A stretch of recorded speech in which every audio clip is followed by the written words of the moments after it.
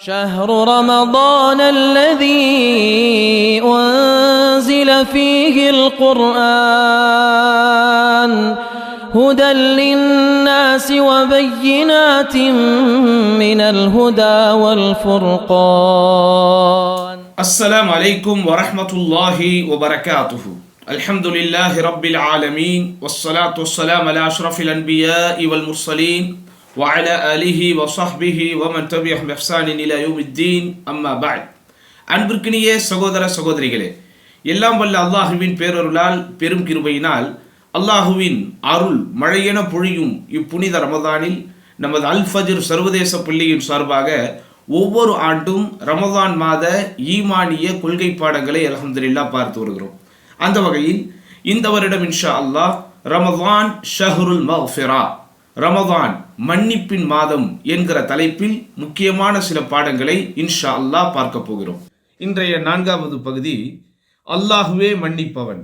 ஆம், அல்லாஹ் சுப்ஹானஹு வ தஆலா அவனது அழகிய திருநாமங்களில் மன்னிப்பை வெளிப்படுத்துகிற, மன்னிப்பை அள்ளி வழங்குகிற அர்த்தத்தில் பல பெயர்களை அவன் தனக்கு சூட்டியிருக்கிறான்.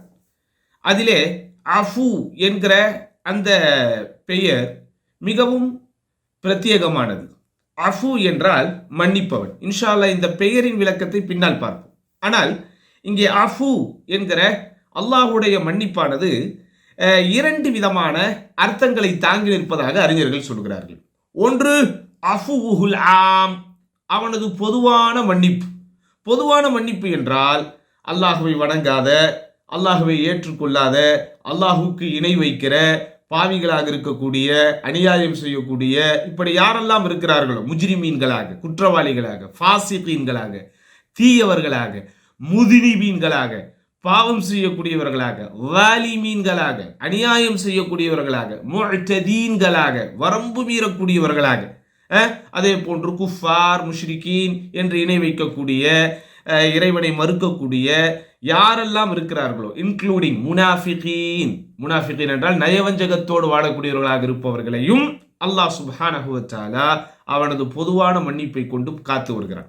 பொதுவான மன்னிப்பு என்றால் என்ன? அவர்கள் செய்யக்கூடிய பாவங்களுக்குண்டான பலனாக உடனுக்குடன் அவர்களை தண்டிக்காமல், உடனுக்குடன் அவர்களை அழித்து விடாமல் அல்லாஹ் சுப்ஹானஹு வ தஆலா அவர்களுக்கு அவகாசம் கொடுத்து வைத்திருக்கிறான் அல்லவா? இதையே அறிஞர்கள் அஃபுவுல்லாஹி அல் ஆம், அல்லாஹ்வுடைய பொதுவான மன்னிப்பு என்கிறார்கள்.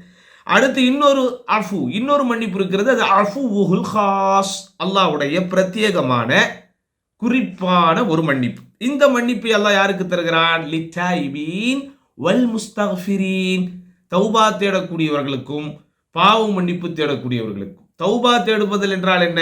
தௌபா என்றால் உள்ளத்தால் வருந்தி, உள்ளத்தால் திருந்தி, பாவத்தை நினைத்து கவலைப்பட்டு அந்த பக்கம் மீளக்கூடாது என்கிற ஒரு முடிவு உள்ளத்தில் வருகிறதா அல்லவா? இறைவன் பக்கம் மீள வேண்டும் என்கிற ஒரு எண்ணம் வருகிறதா இல்லை? இதற்கு பேர் தௌபா. தௌபா வந்தவுடன் நீங்க அடுத்து என்ன செய்வீர்கள்? அல்லாஹ்விடத்திலே பாவ மன்னிப்பு தேடுவீர்கள் அல்லவா? இதற்கு பேர் இஸ்திக்ஃபார். அப்போ தாயிபீன் என்றால் மனம் வருந்தி, மனம் திருந்தி, உள்ளத்தால் அல்லாஹ்வின் பக்கம் மீளுபவர்கள். முஸ்தக்ஃபிரீன் என்றால் அல்லாஹ்விடத்திலே பாவ மன்னிப்பு ஏந்துபவர்கள், தேடுபவர்கள். இதைத்தான் அல்லாஹ் குர்ஆனிலே சொல்கிறான், குல் யா இபாதியல்லதீன அஸ்ரஃபு அலா அன்ஃபுஸிஹிம் லா தக்னது மின் ரஹ்மத்தில்லாஹ். நபியே நீங்கள் சொல்லுங்கள், எனது அடியார்களே, தங்களுக்கு தாங்களே அநீதம் இழைத்துக் கொண்டிருக்கிற எனது அடியார்களே. பாருங்கள், அல்லாஹ் சுப்ஹானஹு வ தஆலா அவருடைய அன்பான அழைப்பு. முதலில் பாவம் செய்வர்களையும் அல்லாஹ் எனது அடியார்களே என்று அழைக்கிறான். இதுதான் அல்லாஹ்வுடைய கருணையில் நாம் புரிந்து கொள்ள வேண்டிய, சிந்திக்க வேண்டிய முக்கியமான பகுதி. அஸ்ரஃபு அலா அன்ஃபுஸிஹிம், தங்களுக்கு தாங்களே அநீதம் இழைத்துக் கொள்பவர்கள். அப்படி என்றால் என்ன?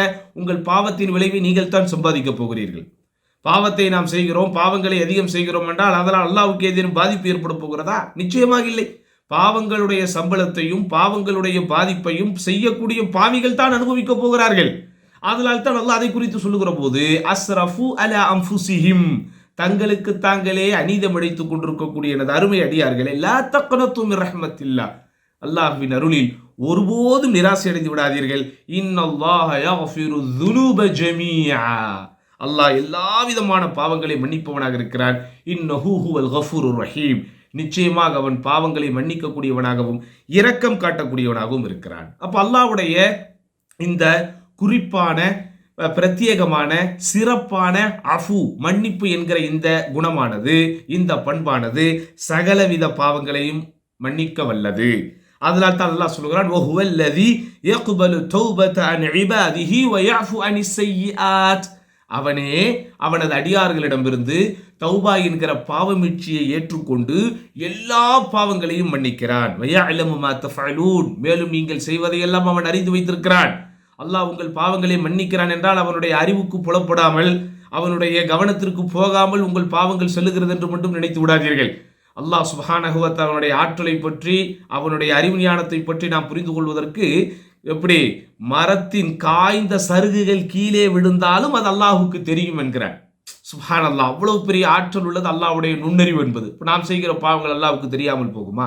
அல்லாஹுக்கு தெரியும். இருந்தாலும் யஃபு அனிஸ் ஸய்யிஆத், அஸ்ஸய்யிஆத், சகலவித பாவங்களையும் அல்லாஹ் மன்னிக்கிறான்.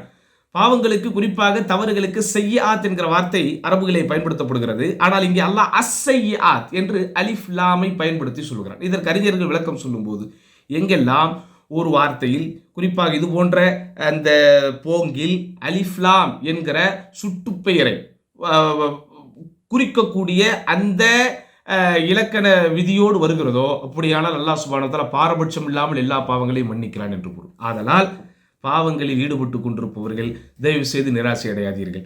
நானெல்லாம் மன்னிக்கப்படுவேனா? நானெல்லாம் திருந்தி வாழ முடியுமா?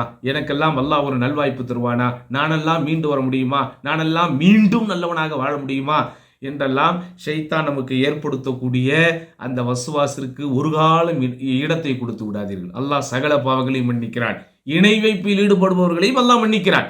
உங்களுக்கு தெரியும் தானே, அல்லாஹ் ஷிர்க்கை தவிர, இணை வைப்பை தவிர எல்லா பாவத்தையும் மன்னிக்கிறான் என்று சொல்கிறான். அது மறுமையில். இந்த உலகத்தில் இணை வைத்துக் கொண்டிருப்பவர்கள், உங்களுக்கு தௌபாவின் வாசல் திறந்தே இருக்கிறது. ஆதலால் கபர் வழிபாடு, தர்கா கலாச்சாரம் போன்றவற்றில் ஈடுபட்டு கொண்டு அல்லாஹ் அல்லாதவர்களுக்கு நேர்ச்சை செய்பவர்கள், அல்லாஹ் அல்லாதவர்களுக்கு அறுத்து பலியிடுபவர்கள், அல்லாஹ் அல்லாதவர்களிடத்திலே பிரார்த்தனை செய்பவர்கள், அல்லாஹ் அல்லாதவர்களிடத்திலே போய் சுஜூது செய்பவர்கள் கூட நீங்கள் நிராசை அடைந்து விடாதீர்கள். அல்லாஹுக்கு மட்டும்தான் என்னுடைய வணக்க வழிபாட்டை உரித்தாக்குவேன் என்கிற அந்த நியத்தில், அந்த தௌஹீத் என்கிற கொள்கையில் மீண்டு வந்து தாராளமாக நீங்கள் அல்லாஹ்விடத்திலே மன்னிப்பு தேடுங்கள். நிச்சயமாக அல்லாஹ் சுப்ஹானஹு வ தஆலா எல்லா பாவங்களையும் மன்னிப்பவன். அப்படிப்பட்ட பாவ மன்னிப்பை வல்ல ரஹ்மான் நம் அனைவருக்கும் வழங்கியருள்வானாக. அஸ்ஸலாமு அலைக்கும் வரஹ்மத்துல்லாஹி வபரகாத்துஹு. شهر رمضان الذي أنزل فيه القرآن هدى للناس وبينات من الهدى والفرقان.